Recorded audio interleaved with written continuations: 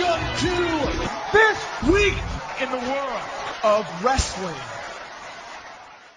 Welcome to TWitWoW, the best wrestling podcast made for wrestling fans by wrestling fans on the web today. I am John alongside my cohort and commentary Ashton, and this is our NXT review. You could almost call this the go-home show before NXT TakeOver next Thursday.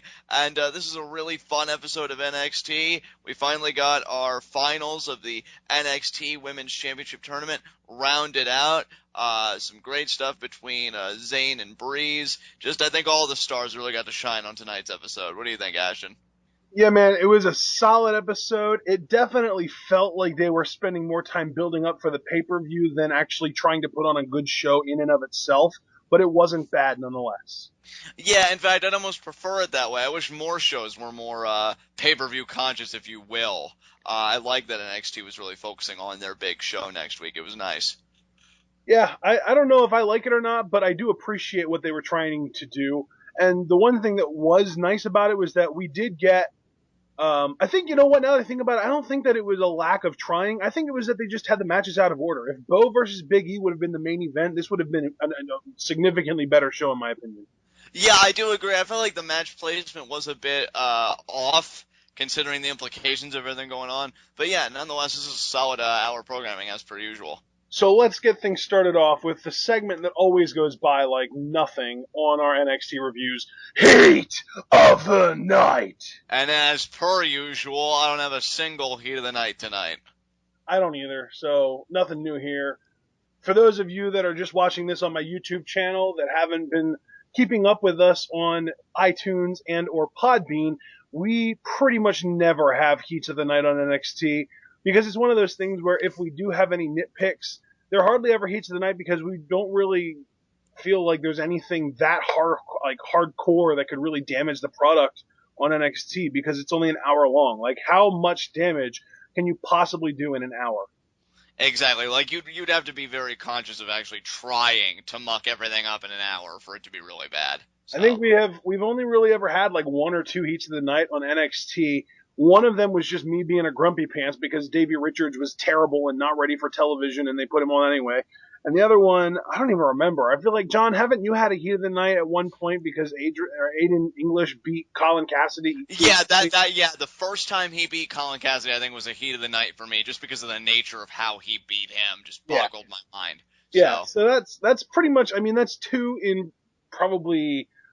like 8, maybe 9 months. We're not very picky when it comes to NXT because the shows are always really, really good. So we give it a little bit of a cushion. So if they do something that annoys us, we just talk about it during the show because it doesn't really bring us down that much. So let's get right into our NXT review. Oh, yeah, buddy. And as you said, Ashton, we formally started this show with the Big E versus Bo Dallas matchup. If Bo Dallas lost, he would have to get out of town. He would have to leave NXT for good. If he won, he would get a future NXT championship opportunity. And I gotta say, not being around for when they had their first match, because that was when I was on my hiatus, I really liked the chemistry that these two guys had, and I thought this was a fun opener for sure. I've seen their other two matches. I think this is their best effort to date. Really? Very nice. I do, because it felt... Here's the thing. In previous Big E versus Bo Dallas matches, the entire time you felt like Big E was the superior of the two. It was just Big E beating Bo Dallas down and Bo Dallas finding cheap ways to get out of losing. Whether it was rolling out of the ring or both matches he won by undoing the turnbuckle and cracking Big E over the head on the turnbuckle on the exposed one. So, in this match, it really felt like Bo had learned a lot because he was playing up the heel psychology. He was trying to chop down the redwood. He dove at Big E's legs. He was trying really hard to kind of beat him down from the bottom up. And it was just the psychology in this match was great. I really like how much Bo has grown from an in-ring standpoint since he won the title. Bo has really come into his own. I think he's the best story of I think 2013. I want to say absolutely, and I can't wait to see him on the main roster again. Everybody, he does debut this Tomorrow Friday. night? Yeah, tomorrow night should be very interesting. Another thing that I love, Ashton, and they really have become stars in their own right. And normally that's such a bad thing, but I think they're the exception rather than the rule. The NXT crowd, I Yep. think, just adds a whole nother dimension to every storyline, every matchup, because they're going, Bo, leave. Bo, leave. So like, and then Bo being the heel that he is, he uses that to his advantage, thinking, oh, they're Bo leaving, and then he says in kind, I'll never leave you, people. I'll never give up. And just it's absolutely fantastic how he works the crowd, And how he you know what, works his though? character. Here's the thing, dude. When he says, I'll never leave you people, not only is he kind of pandering to the crowd in a douchey way when he doesn't realize that they're trying to tell him to go away, but on that same note, he's being a cocky heel because he's saying, I'll never leave you people, meaning I'm going to win this match. I am that sure of it. Yeah, and he even said it just like that multiple times throughout this match. He says, I'm not losing this match. Yep. I'm not losing this match. And again, you really see how Bo Dallas has grown as a performer, how he's really able to cut Big E off at the pass multiple times. And then really the ending, because I really love the nod that they gave to their first bout over the NXT Championship when he To their undoes. first two bouts, dude. Every single time Big E and Bo Dallas have faced off, a turnbuckle has ended up being exposed. This is 3 for 3 now. Right, and you know what? I like that even more then because it shows that, he went to the well one too many times. Exactly. And there's a theme there. Exactly. So, It's like the first time Big E got caught, the second time Big E didn't learn, and now it's like Big E's just like, you know what, dude? I know what you do. The one thing, though, the one thing I will say, I wish they would have played up psychologically Big E trying to avoid the turnbuckles in general. Like, I wish they would have had just one or two spots where Bo tries to Irish whip Big E into a turnbuckle and Big E stops himself before he even hits the turnbuckle because he can kind of play up how he knows he's been burned one too many times. He knows not to get into that situation again. I completely agree. I feel like that would have been a fantastic touch. And for me personally, and this is just what I would call like a fan nitpick, just because I loved it so much, I wish Big E would have pinned Bo for a 5 count. Because all throughout this match you had fans chanting 5, 5, 5. So really put the exclamation point on Bo leaving NXT, just losing so decisively and being utterly dominated. I feel like would have really been a nice touch. See, and you say that, but to me, that fault is more with the crowd than with Big E. Because when Big E was in his prime of his 5 gimmick, he didn't do the 5 count because people chanted 5. He did the 5 count because after he won with a 3 count, people chanted one more time. Nobody chanted one more time. He won, and the crowd was just 5, 5, 5. It's almost like they forgot what got him to the 5 count in the first place, because what it really was he would beat somebody and the crowd would do one more time, and he would hit the big ending and then he would do the 5 count. That, like, to me, that's on the crowd more than it is on Big E, because they didn't ask for one more time. If they would have, he probably would have given it to him and he probably would have done the 5 count, but they were so obsessed with being like, oh, let's be nostalgic and chant 5, that they forgot what the original chant was in the first place. Still really an awesome atmosphere from like all parties throughout, which is why I do agree with you, your beginning sentiments, that this should have been the main event by all rights. With how big a star Bo Dallas became, being the longest reigning NXT champion, I feel like this could have really been a moment that you could have just really punctuated this episode with. Well, and you say Bo Dallas became a star, but let's not allow ourselves to forget that, save for the Wyatt family themselves, Big E is the most over man in NXT history. Yeah, definitely. Like, that's not even really a disputable thing. That's a fact at this point. Nobody has ever been more over than Big E in his prime other than the Wyatt family. And they're the only ones. And really, I don't think anyone else has ever really been close, because the top champion so far, Seth Rollins, was over, but he wasn't Rockstar over. He wasn't as over as Big E or anywhere even close. And then, until after the Shield, because after the Shield, then people cheered for him because he was awesome and part of an awesome faction, but that was completely separate. Right. And the only other champion that we've had so far, other than Bo, who was a heel, is Neville, and he is really getting like lukewarm reactions at best. Yeah, Neville really isn't clicking with crowds as strongly as I believe he should be. I don't necessarily know if that's partly because of his opposition. I think a babyface is only partially as good as the opposition they face. But yeah, he's really not clicking. But yeah, I completely agree with you. So with both guys, they should have been the main event. But the important thing is Big E does get the win. And after the match, Ashton, we have to deal with a very distraught Bo Dallas. Well, before we talk about there's one more thing from the actual match that I do want to point out that I really liked. And it's just a really simple thing, but I forgot to mention it while we were talking about it, so I want to go back a little bit.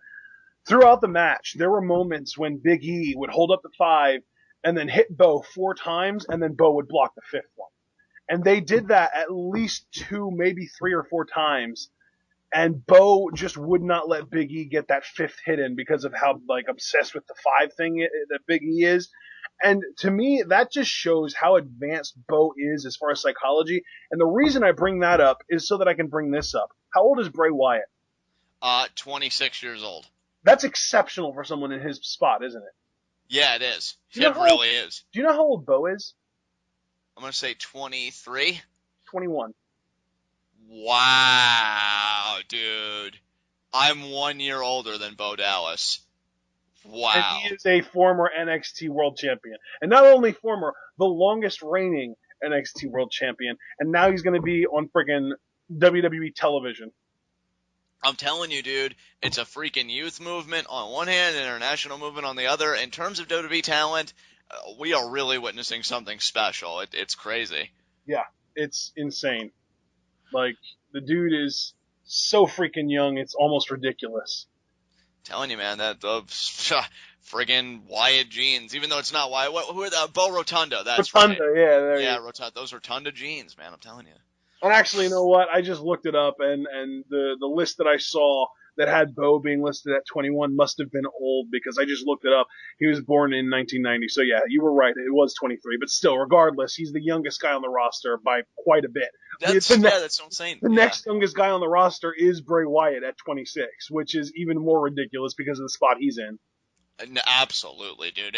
You know what? Just puts the cheesiest grin on my face though, because youth really is taking over the future, and that's amazing. I don't know if I would be as broad as just saying youth. I think I would get a little more specific and say the Rotundos are taking over. Yeah, really. No, yeah, I'm telling you, I'm really happy for them. The 2 youngest guys on the roster and 2 of the best heels of the current era are friggin' brothers. And they don't even acknowledge that they're brothers, but I think it's awesome. Oh, dude, without a doubt. I mean, because IRS is their father, correct? Yeah. He's got to be smiling from ear to ear. And their grandfather is Blackjack Mulligan, dude. That's a lineage. That's a lineage right there. 3rd generation superstars. Yeah, it's a pretty big deal. So, yeah, after the match, you were getting ready to talk. Do you want to kind of tell people what Bo did, or do you want me to? I'm going to be honest, man. I don't know if I can keep myself composed. I think you're going to have to do this for us. Okay, well, okay, here we go. After the match, Bo freaks out. He's screaming. No! He is losing his mind because he lost and now he has to leave NXT.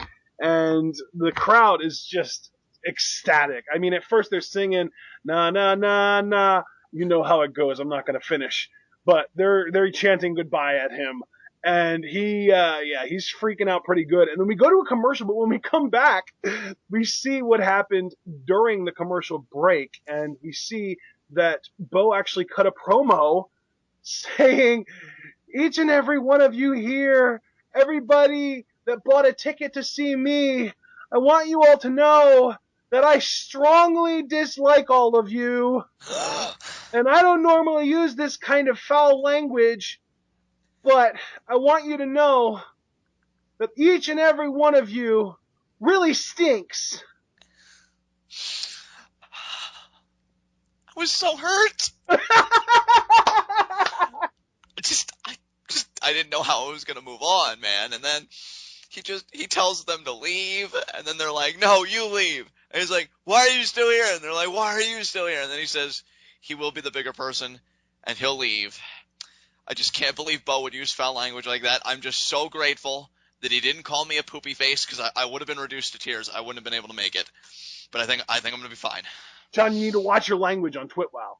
I'm so sorry. I'm so sorry. But no. Can I just say something serious for a second, though? This is Okay, exactly why. be serious for a minute. This is exactly why, though, that I love Bo Dallas. Because he was able, I think in his own way, to really have fun with the NXT crowd before he left. And he does it in such a way that just like maintains his heat, maintains the goofy character. Because you and I just kept predicting somewhere in his NXT run that he was gonna snap into this and that, but he kept it through it all. I mean, this was his breakdown, and it was still just so Bo Dallas. It was exactly, yeah, definitely. He stayed true to himself, so dude. The debut is going to be epic. I can't wait. yeah, definitely. All right, so let's move on. We had a couple of promos here. First of all, Tyson Kidd didn't really say anything worthwhile. He just said something about how he thinks it's his destiny to win the NXT title. Yeah, pretty much. He said this is exactly why I came back to NXT. I've been busting my home to get here, and yeah, it's my destiny to win the championship. Very generic, confident babyface promo from Tyson Kidd. And then up next, we had a Sami Zayn promo. He gives credit to to Kidd for being opportunistic rather than, acting all bitter, because he's Sami Zayn. Sami Zayn doesn't know what bitter feels like. He's too nice. And exactly. Then he gets interrupted, though, by Tyler Breeze. And this is where this goes from generic and bland to flat out brilliant. Yeah, because Breeze pretty much says, "Oh, well, Sammy, you're just all you're doing is complaining." And then Sami Zayn's like, "Well, you came up in here when we were trying to conduct a professional interview." And then Breeze goes, "Well, it's so typical that you would come here and you would, unleash your woes onto Devin here." And he's looking all like in his phone throughout. And then, Zayn's like, "Well, I didn't get pinned. You did." And I think not Breeze by you. Exactly, yeah. Breeze is like, "Not by you." And then, all in all, this sets up a match for NXT Takeover. So we're gonna get Breeze versus Sami Zayn, and you know what? For the first time, and I can't believe I'm saying this, I do believe this is definitely best for business. I do, dude. I think my favorite line from this was, "I don't know where you'll be at NXT Takeover, but I'll be the one standing in the ring looking gorgeous." I love how committed he is to it. It's so good, dude. It's hilarious. Like, I don't know, man. There's just, I never thought I'd see the day that a Lance Storm trainee would be this freaking good at selling a gimmick on the mic. Yeah, dude, abso-freaking-lutely. And it just amazes me, and we've commented on this before, but that it seems like NXT has the most colorful, the most vivid gimmicks. And I don't know how guys like Bo Dallas... And they all get freaking watered down when they come to WWE television, darn it! I know, dude. That's really what grinds my gears, personally, and that's what honestly makes me worry for Breeze. Because I don't want them tampering with what he's got, because what he's got right now is perfect. Makes me worry about Breeze, makes me worry about the Ascension, makes me worry about freaking Corey Graves, I've already been worried about Adam Rose, and he's already getting the shtick. Just, WWE, try harder, please. Yeah, really, because these guys are trying hard enough. Exactly. It's certainly not on them. Whoever is in charge of and or is writing NXT is clearly putting an appropriate amount of effort into it.